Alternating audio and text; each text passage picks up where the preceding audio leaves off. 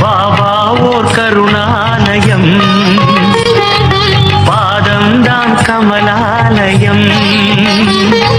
பாபா ஓர் கருணாலயம், பாதம்தான் கமலாலயம். சாய் அப்பா உறவுகள் அனைவருக்கும் வணக்கம். சாய் அப்பா மேல நம்பிக்கை வைத்து அவரை நினைத்துக் கொண்டு இருக்கும் உங்கள் அனைவரின் வேண்டுதலையும் சாய் அப்பா நிறைவேற்றுவார். நல்லதையே நினைப்போம், நல்லதே நடக்கும் என்றும் சாய் அப்பாவின் அருள் உங்களுக்கு இருக்கும். நம் மனதிற்கு இதமான சாய் அப்பாவின் இன்றைய அருள்மொழியை கேட்போமா? அன்பு குழந்தையே, நலமாக இருக்கிறாயா அப்பா? என் நிலைமையை பற்றி தெரிந்து கொண்டே இந்த கேள்வியை கேட்கிறீர்களே என்று நினைக்காதே. இன்னும் எத்தனை நாள் கஷ்டங்களை அனுபவிப்பது என்று மனம் சோர்ந்து போய் உள்ள உனக்கு ஒரு நல்ல செய்தி சொல்கிறேன் கேள். இந்த செய்தியை கேட்கும் போதே உன் கஷ்டங்கள் பாதி குறைந்துவிடும். இனி நீ கவலைப்பட வேண்டிய அவசியம் இருக்காது. உன் கஷ்டங்கள் படிப்படியாக தீரும். நீ ஆசைப்பட்ட மாதிரி ஒரு வேலை, உனக்கு பிடித்த மாதிரி திருமணம், மற்றவர்கள் புகழும்படி சொந்த வீடு, வாகனம் என அனைத்தையும் பெறுவாய். உன் குழந்தைகள் சிறப்பாக இருப்பார்கள். அவர்கள் உனக்கு பெரும் புகழையும் பெற்று தருவார்கள். அதனால் இனியும் கவலைப்படாதே. உன்னை என் குழந்தையாக பார்க்கிறேன். தன் ஒரு குழந்தைக்கு கஷ்டம் வந்தால் ஒரு தாய் அமைதியாக பார்த்து கொண்டு இருப்பாளா? தன் குழந்தையின் கஷ்டத்தை போக்க அவள் எல்லா முயற்சியும் எடுப்பாள். குழந்தையின் கஷ்டத்தை அவள் போக்குவாள். அப்படிதான் உன் கஷ்டத்தையும் நான் போக்குவேன். நீ ஜெயிப்பாய். மற்றவர்கள் பார்த்து வியந்து போகும் அளவுக்கு ஜெயிப்பாய். அந்த நம்பிக்கையை நீ ஜெயிப்பாய் என்ற நம்பிக்கையை முதலில் உன் மனதில் நீ கொண்டு வா. அந்த எண்ணம் உன் மனதில் வந்தாலே நீ பாதி ஜெயித்தது மாதிரிதான். என்னை தேடி நீ அலைந்து கொண்டு இருக்கிறாய். எங்கெங்கோ அலைகிறாய். எப்போது என்னை காண்பதற்கு உன் மனம் என்னை தேடுகிறதோ அப்போதே செய்த தவறை நினைத்து நினைத்து நீ நித்தமும் வருந்திருப்பாய். எப்போது நீ செய்த தவறுகளுக்கு மனம் வருந்துகிறாயோ அப்போதே நீ நினைத்து பார்க்க முடியாதபடி பல அற்புதங்களை மீண்டும் பல தடவை உனக்காக நிகழ்த்துவேன். என்னை தேடி தேடி ஓய்ந்து போன நீ நான் உனக்குள் இருப்பதை மறந்து போய் தேடிக்கொண்டு இருக்கிறாய். சித்திரமாக இருந்தாலும் சிலை வடிவில் இருந்தாலும் எனது ரூபத்திற்கு உயிர் கொடுத்து நீ வாசம் செய்யும் இடத்தில் இருந்து கொண்டு உன்னை வழிநடத்தி கொண்டு இருக்கிறேன். உன்னையும் உன் குடும்பத்தையும் எந்த ஆபத்துகள் வராமல் காப்பேன். இது தெரியாமல் நீ என்னை தேடி அலைந்து கொண்டு இருக்கிறாய். நான் உனது கண்முன்னே அமர்ந்து கொண்டு இருக்கிறேன். நீ வாசம் செய்யும் இடத்தில் எதுவும் உன்னை ஆபத்துகள் வராமல் இருக்க காவலாக இருக்கிறேன். நீ மறந்துவிட்டாய். உன்னை தேடி நான் வந்து அமர்ந்து கொண்டு இருக்கிறேன். நான் உன்னிடத்தில் இருக்கும் போது எதை பற்றியும் கவலைப்படாமல் உண்மையான விசுவாசத்தை என்னிடத்தில் செலுத்து. நான் கேட்பது அது மட்டும்தான். அடுத்தவர்க்கு எந்த ஒரு கஷ்டத்தையும் தரும் எண்ணம் இருந்தால் அதை மாற்றிக்கொள். உனது சோம்பேறித்தனத்தை மாற்றிக்கொள். என்னிடத்தில் ஐக்கியமாகிவிடு. உனது கர்ம பலன்களில் இருந்தும் நீ செய்த பாவங்களில் இருந்தும் உன்னை முழுமையாக விடுவித்து விட்டேன். உனக்கு வேண்டியதை தகுந்த நேரத்தில் உனக்கு வழங்குவேன். நீ எதிர்பாராமல் இருக்கும் தருணத்தில் உன்னை தேடி வர செய்வேன். உன்னையும் உன்னை சார்ந்தவர்களையும் உனது வம்சாவளி சேர்ந்தவர்களையும் பாதுகாத்து வழிநடத்தி அழைத்து செல்வது எனது கடமை. நம்பிக்கையோடு இரு, உன்னை நிச்சயம் உயர்த்துவேன்.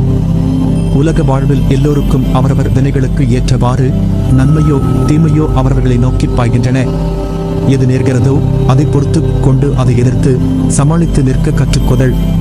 அதை விட்டுவிட்டு புலம்புவதால் எந்த ஒரு நன்மையும் கிடையாது. இந்த உணர்வுகளால் உன் உடல்நிலை தான் பாதிக்கும். உன்னுடைய கவலைகளை தூர எறி. உன்னுடைய துன்பங்கள் ஒரு முடிவுக்கு வரும் நாள் வெகு தொலைவில் இல்லை. உனக்கு நான் அடிக்கடி கூறுவது ஒன்றுதான், நீ உன் வாழ்க்கையை அடுத்தவர்களைப் போல வாழ வேண்டும் என்று கனவு காணதே. இருப்பதை வைத்து மகிழ். உலகில் எல்லாருக்கும் செல்வம், பதவி, அதிகாரம் எல்லாம் கிடைத்து விடாது. எல்லாருக்கும் எல்லாம் கிடைத்து விட்டால் இவ்வுலகமே அதிகார போட்டிகளால் சூனியமாகிவிடும். என் வாழ்க்கை மகிழ்ச்சியான பாதையில் தான் செல்கிறது என்று நீயே உனக்கு சொல்லிக்கொள். அப்பொழுதுதான் இந்த துயரங்களை மனவலிமையோடு எதிர்கொள்ள முடியும். சாய் அப்பா என் வேண்டுதலை நிறைவேற்றி தருவார். இத்தனை நாளை நான் பட்ட கஷ்டங்களுக்கு ஒரு முடிவு வந்துவிட்டது என்று மனதில் நினைத்துக்கொள். வருத்தப்படாதே, அழாதே, தோல்விகளை கண்டு துவண்டு போகாதே. துன்பத்தை பெரிதாக நினைத்து இன்பத்தை இழந்து போகாதே. உனக்கு வாய்ப்புகளும் காலங்களும் வர உள்ளன. அவை உன்னை நோக்கி வந்து கொண்டிருக்கிறது. அவற்றை உனக்கு சாதகமாக மாற்றிக்கொள்வதற்காகவே இந்த சின்ன சறுக்கல் என்பதை உணர்ந்து புத்துணர்ச்சியோடு எழு. இனி நீ சுபிட்சமாக வாழ்வாய். நீ ஆசைப்பட்ட அத்தனையும் உன் கையில் கிடைக்கும். நீ சிரித்த முகத்துடன் சந்தோஷமாக வாழப்போகிறாய். அதனால் நீ எடுக்கும் முடிவுதான் நீ யார் என்பதை தீர்மானிக்கும். அதுவே உன் வாழ்க்கையையும் தீர்மானிக்கும். மனம் திருப்தியே அடையவில்லை என்றால் உன்னால் வெற்றி பெற முடியாது. முதலில் நான் நன்றாக இருக்கிறேன் என்று உனக்குள் நீ சொல்லிக்கொள். அப்பொழுதுதான் நீ செய்யும் செயல்களில் உன்னால் கவனம் செலுத்த முடியும். உனக்கு இப்பொழுது இருக்கும் மனக்குழப்பத்தில் இருந்தும் வெளியே வருவாய். எச்செயலிலும் முழு கவனம் செலுத்தும் போது மட்டுமே அதில் உள்ள நிறை குறையை புரிந்து கொள்ள முடியும். அதனால் இனி நீ எடுத்து வைக்கப் போகும் ஒவ்வொரு அடியையும் கவனமாக எடுத்து வை. பேசப்போகும் ஒவ்வொரு வார்த்தையும் கவனமாக பேசு. உன் எண்ணங்களை பொறுத்தே இந்த உலகத்தின் மீதான உன் பார்வை இருக்கும். சிலரின் வாழ்க்கை இந்த உலகத்தில் எப்படி வாழ வேண்டும் என்று கற்றுத் தருகிறது. சிலரின் வாழ்க்கை இந்த உலகத்தில் எப்படி வாழக்கூடாது என்று கற்றுத் தருகிறது. கோபங்களை குறைத்தும் சந்தோஷங்களை அதிகரித்தும் முகங்களை தொலைக்காமல் நிரந்தரமாக தக்க வைத்துக் கொள்ளுங்கள். வாழ்வதெல்லாம் வாழ்க்கையல்ல. அன்போடு பேசி பண்போடு பழகி நேர்மையுடன் நடந்து உண்மையுடன் உழைத்து வாழ்வதுதான் வாழ்க்கை. நம் உழைப்பில் இருக்கும் கஷ்டத்தை பார்க்காமல் நாம் வேலை செய்தால் போதும், வெற்றி கிட்டும், சந்தோஷம் தானாக வரும். அடுத்தவரை காயப்படுத்தும் முன் நீ அந்த கஷ்டத்தை அனுபவித்த போது ஏற்பட்ட மன காயங்களை நினைத்துப்பார். வாழ்க்கையில் ஆசைப்பட்ட எல்லாமே கிடைப்பதும் இல்லை. கிடைத்ததை வைத்து வாழ்.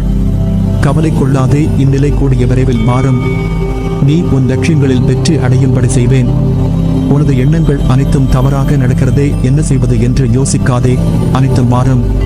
அதை மாற்றத்தான் நானே உன் வீடு தேடி வந்துள்ளேன். என் துணை உனக்கு இருக்கும் போது என்ன கவலை? எதிலும் நிதானமாக யோசித்து செயல்படு. அவசரப்படதே. நிச்சயம் வெற்றி கிட்டும். உன் வாழ்க்கையில் நடக்கின்ற யாவும் உன் கர்மவினைகளின் படி நடப்பவையே. உன் கர்மபந்தத்திலிருந்து விரைந்து விடுபட உன்னால் முடிந்த அளவு பிறருக்கு நீ நன்மை செய். உன்னிடம் உதவிக்கு வருபவர்களை உதாசீனப்படுத்தாதே. உன்னால் முடிந்த உதவியை நீ அவர்களுக்கு செய். அத்தர்மமே இக்கட்டான சூழ்நிலையில் இருந்து உன்னை காக்கும். மற்றவர்கள் எல்லாம் நிம்மதியாக சந்தோஷத்துடனும் வாழ்வதாகவும் நீ மட்டுமே துயரங்களை எதிர்கொள்வதாகவும் புலம்புகிறாய். உண்மை அது அல்ல. அவரவர் வாழ்க்கையின் உள்ளே சென்று பார்த்தால்தான் என்னென்ன துயரங்களை அவர்கள் சுமக்கிறார்கள் என்று உனக்கு புரியும். பொறுமையும் நம்பிக்கையையும் எந்த சூழ்நிலையிலும் கைவிடாதே. உன்னை விட்டு யார் விலகினாலும் கவலைப்படாதே. எல்லாம் நன்மைக்கே என்று எடுத்துக்கொள். கஷ்டத்தையும் பிரச்சனைகளையும் சந்திக்கும் போது நீ நிற்கதியாய் நிற்பதை போன்று உணர்கிறாயா? நடுவில் எந்த துணை இல்லாமல் நிற்கதியாய் நிற்கிறேன் என்ற எண்ணத்தை மறந்து ஒரு நிமிடம் கண்மூடி மனரீதியுடன் எதையும் யோசிக்காமல் சாந்தமாக மாறி அமைதியான சூழலை உனக்குள் கொண்டு வா. அந்த நிமிடம் நீ நிற்கின்றதே என் பிடியில்தான். உன்னை நான் என்ற உன் சாய்தேவா தாங்குகிறேன் என்பதை மனமாற உணர்வாய். எதற்கும் அஞ்சாதே. எதையும் துணிந்து எதிர்த்து நில். உனக்கான என் துணை என்றும் உண்டு. உன்னை நிச்சயம் நல்வழிப்படுத்துவேன். உனக்கான வழிகள் எல்லாம் வெற்றியாயிருக்கும். அதற்கு நான் பொறுப்பு. நீ மேன்மேலும் வளர்ச்சி அடைந்து வாழ்வாங்க வாழ்வாய். உனது வாழ்க்கை எல்லா செல்வங்களும் பெற்று மகிழ்ச்சியாக மாறப்போகிறது. இவை அனைத்தையும் உன்னை வந்து சேரும்படி செய்வேன். அப்பா, நான் இருக்கிறேன் நிழலாக என்றும் உனக்காக நீ செல்லும் இடமெல்லாம். உன்னுடைய வாழ்வில் நீ நிச்சயம் வெற்றியடைவாய். நல்லதே நடக்கும். நீ என் பரிபூரண அருளும் ஆசிர்வாதமும் அன்பும் பெற்ற என் பிள்ளை.